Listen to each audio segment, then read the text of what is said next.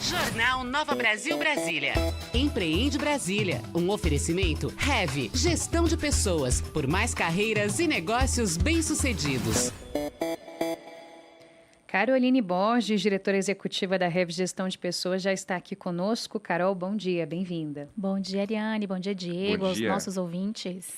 Hoje a gente conversa então com a Carol, ouvinte, sobre papéis e responsabilidades. A gente vive em um mundo que muda muito a toda hora, de maneira muito rápida, e aí a definição dos papéis e das responsabilidades num ambiente de trabalho, nesse contexto, ainda assim tem relevância, talvez tenha mais dificuldades até, né? Ari, super importante a sua pergunta, porque a gente vive realmente hoje uma era, não mais uma era de mudanças, né? Se fala muito numa mudança de era. A gente está realmente vivendo uma mudança de era. A gente já tem coisas funcionando de uma forma diferente do que funcionava em sistemas anteriores. Então, como a gente falou, por exemplo, da mudança de era, da era industrial para a era digital, estamos vivendo realmente uma nova mudança de era. E isso, inclusive, trabalha na cabeça de alguns empreendedores, alguns empresários, por conta dessas mudanças muito rápidas, a ideia de que eu não preciso definir papéis e responsabilidades, porque como vai mudar rápido, para quê? Né? Para que eu vou fazer isso? É muito comum, às vezes, a gente ver algumas startups com esse tipo de ideia, mas o fato é, quando a gente não estabelece papéis e responsabilidades dentro da empresa, a gente não tem uma definição clara realmente de funções, de tarefas específicas para cada um. E isso gera uma série de distorções dentro do ambiente de trabalho. Quando a gente fala de papéis e responsabilidades, a gente está falando de, primeiro, o papel é a posição específica ou a função que a pessoa ocupa dentro da empresa. Então, é uma assistente administrativa, é um analista financeiro, é um gerente de projetos. E quando a gente fala de responsabilidade, a gente está falando das obrigações, dos compromissos específicos desse papel dentro da instituição. Geralmente, isso está descrito numa descrição de cargos. Isso é muito necessário, por mais que as empresas olhem e falem, olha, eu não queria engessar, eu quero que as pessoas sejam um pouco mais livres e possam, né, executar atividades que sejam necessárias dentro do ambiente, muito comum em empresas menores, inclusive, né? Então, é alguém que faz tudo.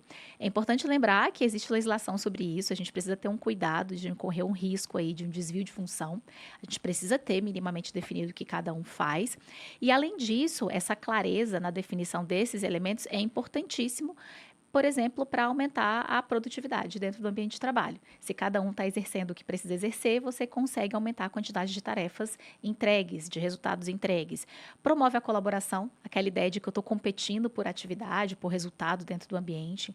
Então, quando tem essa clareza, um colaborador, uma pessoa consegue colaborar mais com a outra.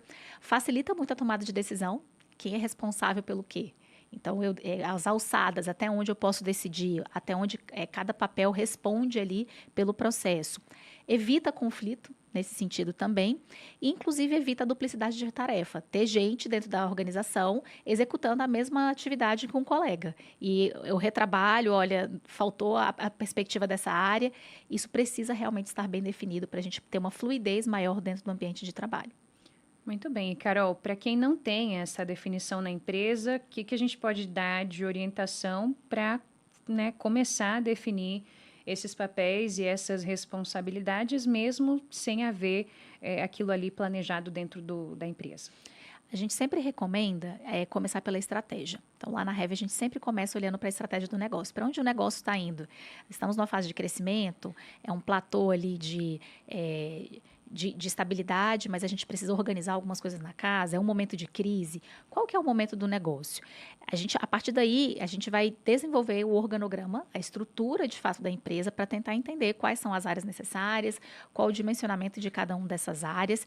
E aí sim, a gente passa para a descrição dos cargos, a gente vai entrevistar as pessoas, isso pode ser feito por meio de reunião, e a gente, depois que descreve isso, quem valida isso é o próprio colaborador, a própria pessoa que exerce aquele papel, juntamente à liderança imediata. Então, aquilo ali é validado e aí a gente vai estabelecer, de fato, as nomenclaturas. Um dos grandes problemas que acontecem, e a gente observa isso, inclusive, em processos seletivos, é cargos, por exemplo, divulgados com o nome de diretoria E aí você tem uma adesão de diretores do Brasil inteiro, com remunerações compatíveis a um cargo de diretoria.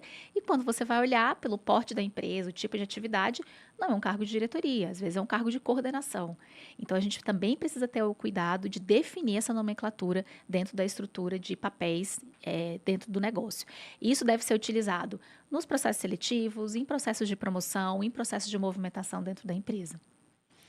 Às vezes as pessoas nem sabem o que é a diferença de um gerente para o coordenador para o diretor, hein, Carol? Não sabem. Muitas vezes não sabem, Muitas vezes não sabem. Isso é um exercício. A gente brinca do umbigo para dentro.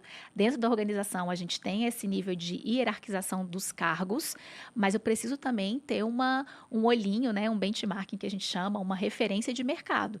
Eu estabelecer nomenclaturas muito diferentes, e tem algumas organizações que seguem por esse caminho, pode gerar uma dificuldade Muito na hora próprio, de né? buscar profissionais, inclusive no momento em que esses profissionais saem para o mercado e eles têm nomenclaturas muito diferentes na estrutura anterior em que eles trabalhavam ali no currículo, que não é o que eles vão exercer no mercado. Ah, mas eu já fui diretor. Isso. Não, mas o que se fazia lá exatamente não era a função de diretor, né, Carol? Exatamente. Então, isso é uma responsabilidade com o negócio, mas também existe uma responsabilidade relacionada à função que cada colaborador pode exercer e tem potencial de exercer como profissional de mercado. Tem um pouquinho de vaidade aí, será? A pessoa não é um diretor, mas quer ser chamada de diretor?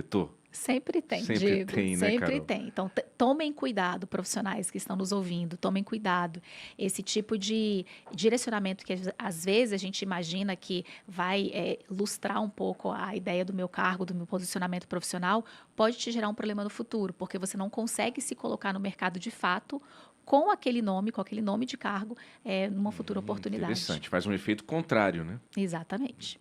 E, Carol, então, por tudo isso que você está falando, isso me leva a crer que essa definição dos papéis e responsabilidades se aplica para além dos colaboradores, né? Também para os sócios, para, enfim, as lideranças dentro de um negócio. Com certeza. Inclusive, quando a gente fala de sócio, é muito comum, Ariane, especialmente quando todos os sócios estão dentro da operação do negócio, haver questionamentos. Então, está todo mundo exercendo. Eu não sou só um sócio investidor. Eu sou um sócio que opera o negócio. Eu sou dono de uma clínica. Então, eu clinico, eu atendo. Eu estou ali dentro exercendo atividades dentro da operação. É comum haver esses questionamentos entre os sócios, a falta de responsabilização, inclusive, algo não está sendo feito.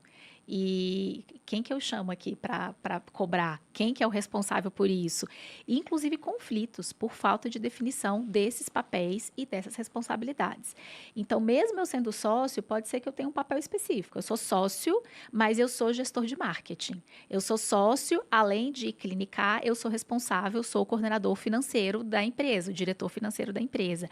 Então, eu estou falando aí de definição de papéis referentes a finanças, referentes à qualidade, referentes à parte de desenvolvimento técnico da equipe, quem vai cuidar dos fornecedores da empresa, das negociações, dos contratos, do relacionamento com os clientes, do marketing. Todo esse tipo de definição entre sócios precisa ser feito. Isso não é comum. Quando se abre uma empresa, se coloca a mão na massa ou se acha que o que vai fazer é aquilo em que você é especialista. Eu sou muito bom nisso, então vou abrir uma empresa disso. E você tem sócios e não define, de fato, quem vai fazer o quê dentro das atribuições que são próprias de um empreendimento, de um negócio. Então, mais uma vez, se começa definindo a estratégia, para onde estamos indo. Às vezes, a própria ideia do sócio sobre a empresa é muito diferente. Um quer abrir um hospital, o outro quer, não, eu quero ficar aqui no meu consultório pequenininho, não me interessa ter esse crescimento todo porque dá muito trabalho. Então, primeiro alinhamento que tem que ser feito, estamos na mesma página? Queremos o mesmo futuro? Ou futuros muito próximos? Depois tem que ser feito um alinhamento entre os sócios, o que cada um consegue aportar ou precisa correr atrás em termos de conhecimento para conseguir apoiar a organização a crescer.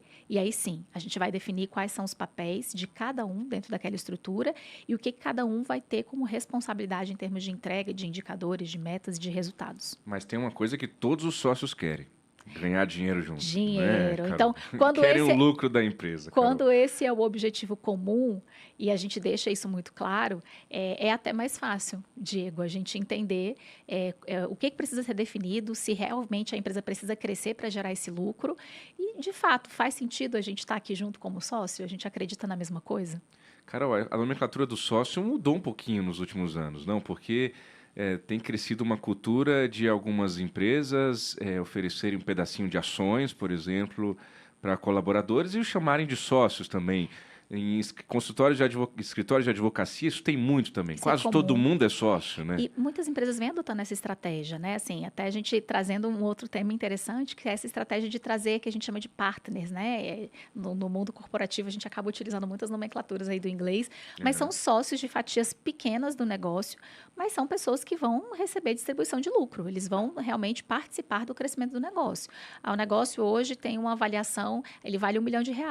Não, agora ele vale 50 milhões. É diferente, tanto a distribuição do lucro no dia a dia, quanto no momento de venda, por exemplo, de empresa, do quanto vai entrar para o seu bolso. Então, é uma estratégia, sim, de você conseguir trazer sócios com talento, que olhem para aquilo ali como realmente um negócio, dono da lojinha, que a gente chama, e realmente tem uma atuação um pouco mais perene, por mais tempo ali dentro da organização.